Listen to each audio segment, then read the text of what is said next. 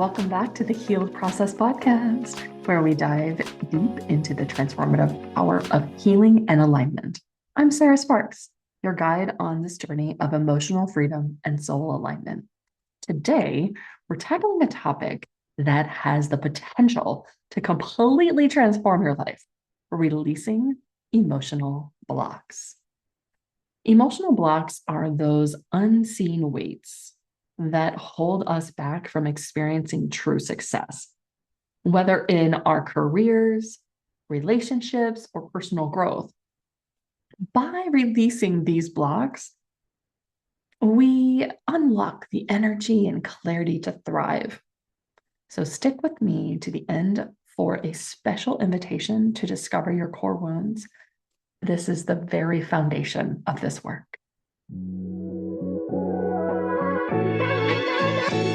What are emotional blocks?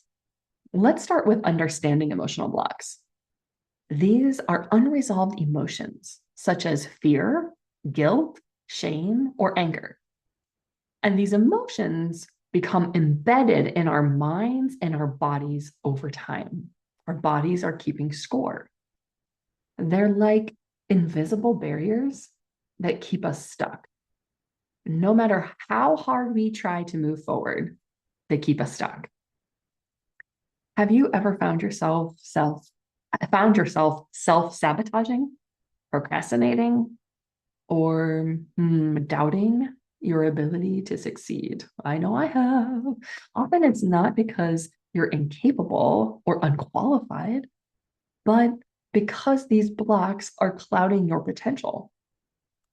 Emotional blocks are rooted in unhealed experiences and beliefs. For example, if you've been told you're not enough, that belief can linger. It can create doubt and prevent you from taking the risk or pursuing your dreams. Now, I was recently feeling like I just had a lot of hatred, and I had hateful thoughts, and I was frustrated and just aggravated. And I was like, and all of these times when I felt hatred towards myself or someone else, or in my marriage or in my work, kept coming up. And I know that emotions are energy in motion. So emotions can be released and since they're energy, they can keep moving, so we can release them. We can move them out of our bodies, out of our experiences, out of our minds, so that we can experience what we do want to experience. I don't want to experience hateful thoughts. I don't want to experience hate in my relationship or in my work or somebody else or with the world. But that healing comes from within. And so I had to go within and scoop out, clear out, clean out that hate, the energy of hate, the emotion of hate.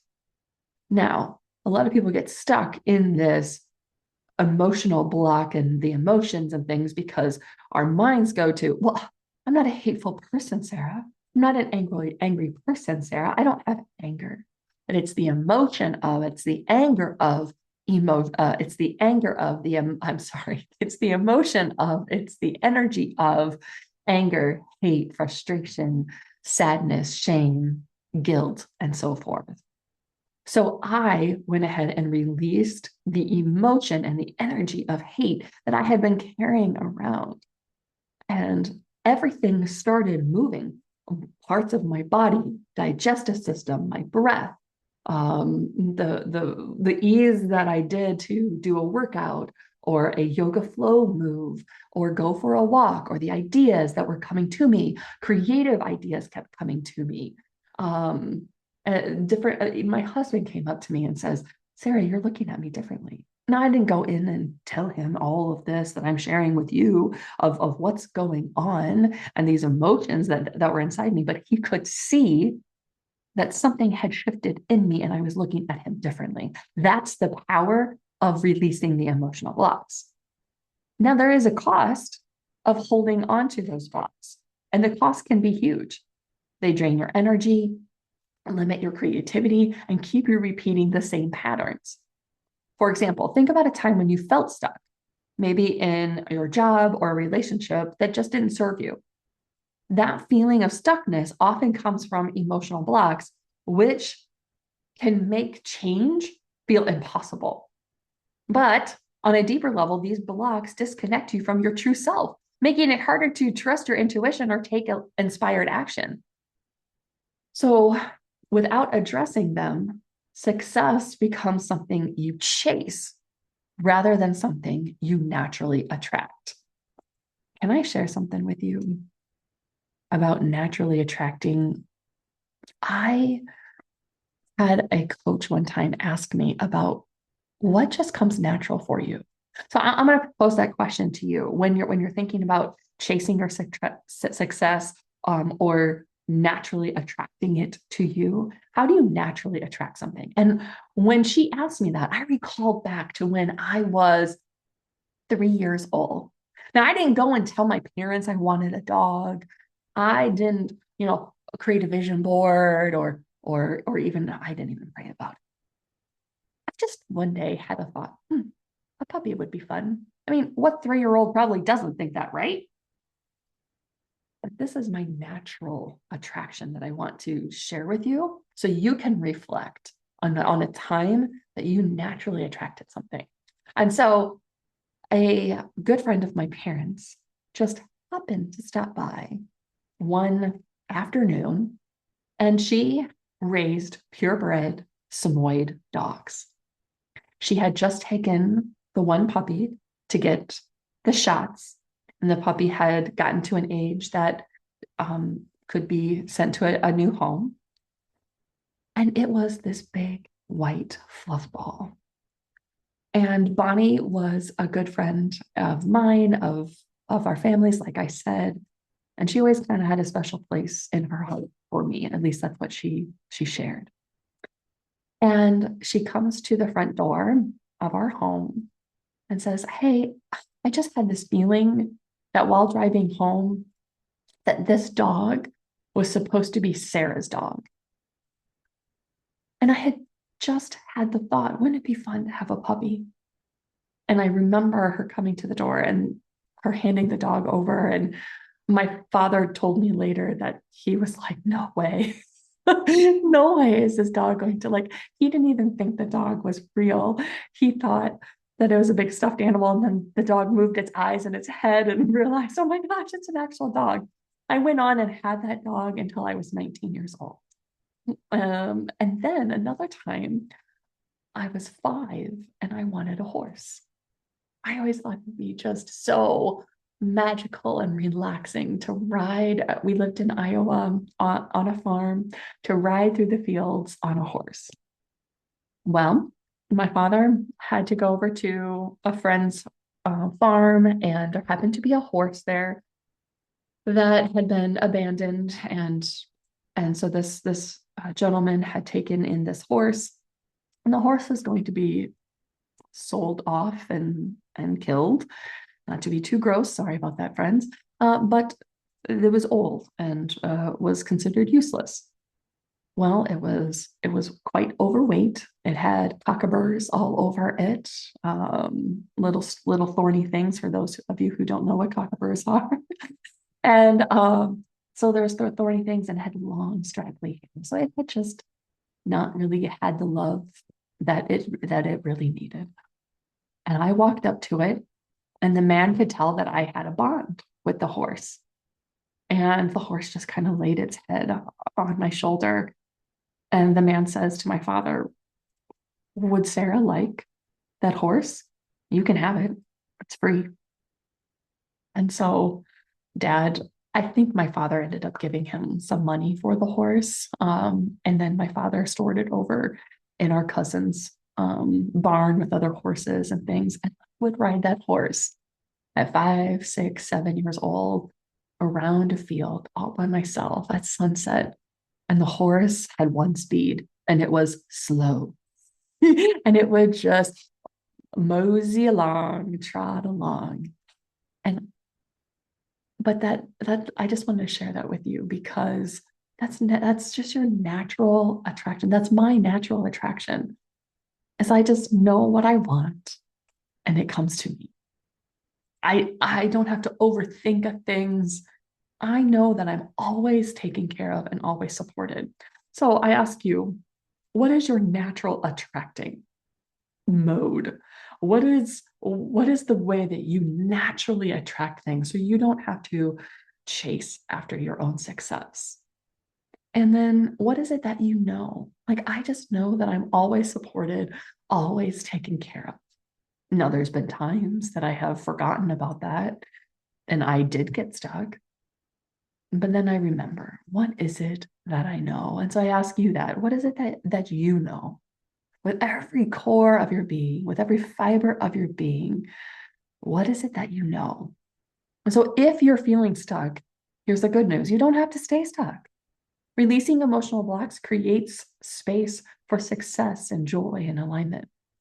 When you let go of old pain and limiting beliefs, you you can shift your energy. Your energy shifts. You're no longer weighed down by the what ifs or fear of failure.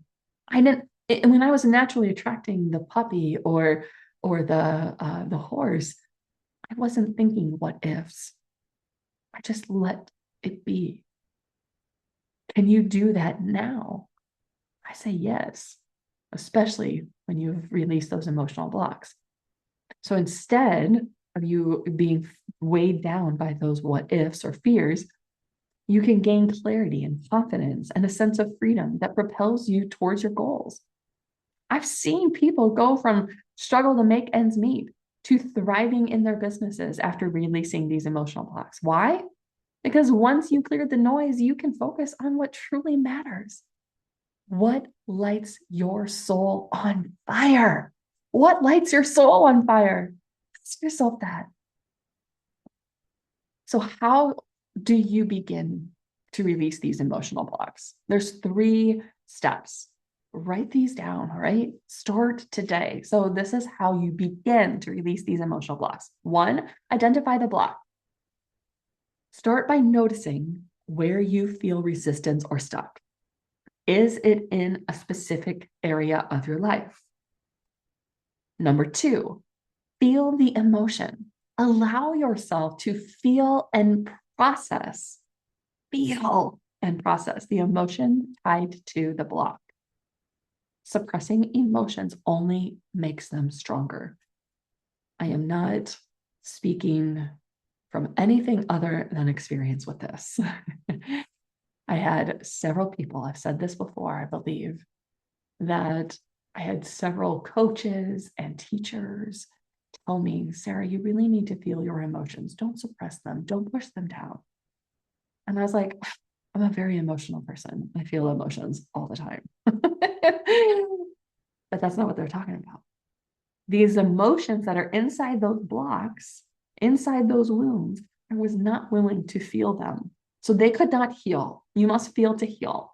So allow yourself to feel and process the emotions tied to the block. And number 3, release through awareness. Once you recognize the emotion, release it with compassion for the wound, compassion for yourself. And this could involve journaling, meditation, or working through a structured process like the one we teach in the healed process. Remember, releasing blocks is not about ignoring pain.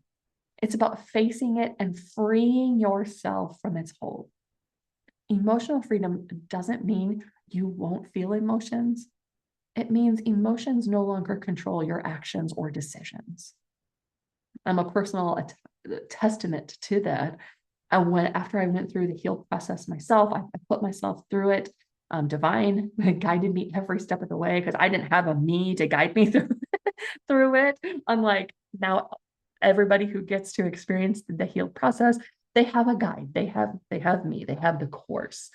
But I did not. And so after I went through it and I released those emotional blocks, I aligned with my soul and listened to my divine guidance. I was beginning to experience divine wealth and releasing that judgment. I made that decision to live a healed life. Once I did that, the emotional freedom did not mean that I wasn't going to feel any emotions anymore. I still feel plenty of emotions. It means that those emotions no longer controlled my actions or decisions. It freed me to be around people that I thought were trying to control me or make decisions for me. What it did was give me my own power back. I took my own power back, my divine strength, my divine power, and I can be able to have conversations, interactions, experiences from more of a neutral, loving space instead of coming from all of the past emotions that I used to carry around. And the beauty of emotional freedom is that it directly impacts your success. When you release emotional blocks, you become more confident, focused, and aligned with your purpose. It's just that simple. Opportunities that once felt out of reach become attainable because you're no longer weighed down by self-doubt or fear. Success isn't about extreme achievements. It's about inner peace and fulfillment. And that starts with emotional freedom. If this episode has sparked something within you, I encourage you to take that next step. And the first step to releasing emotional blocks is identifying where they're coming from. That's why I created the Discover Your Core Wound quiz. This quick, insightful quiz will help you uncover the root of the emotional blocks that may be holding you back. Understanding your core wound is the key to breaking free and living the life you deserve. You'll find the link to the quiz in the episode description, or you can visit sarahsparks.love to get that quiz. So take this step to unlock your potential and start living from a place of freedom and alignment. Thank you for joining me today on the Healed Process podcast. Releasing emotional blocks is one of the most liberating things you can do for yourself. Remember, success starts from within. Don't forget to check out the Discover Your Core Wound quiz to uncover what's been holding you back and take a bold step towards emotional freedom. Stay tuned for more episodes as we dive deeper into healing, alignment, and abundance. And as always, healing isn't just possible, it's your birthright. Until next time, I'm Sarah Sparks, and this is the Healed Process podcast. Take care and keep smiling.